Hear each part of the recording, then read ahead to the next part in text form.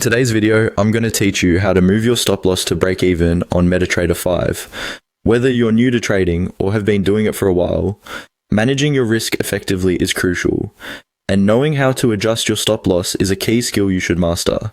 By the end of this tutorial, you'll feel more confident knowing how to protect your trades from turning unprofitable.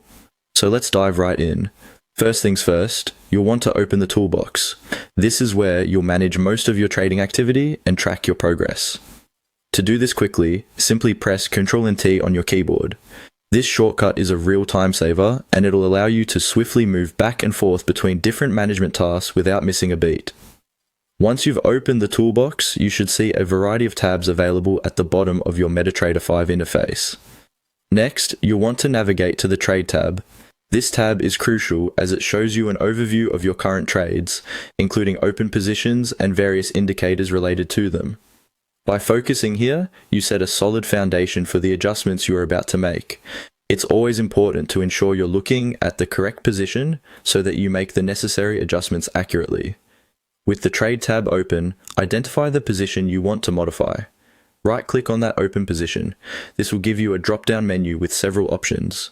Now, you need to select Modify or Delete from the list. By choosing this, you're telling the platform that you want to change certain parameters of your current trade, like the stop loss. Now comes the step where you adjust the stop loss. In the stop loss field, you'll enter your entry price, which is essentially the price at which you originally opened the trade. This action is critical because setting your stop loss at the break-even point is all about minimizing risk. It's like giving yourself a safety net.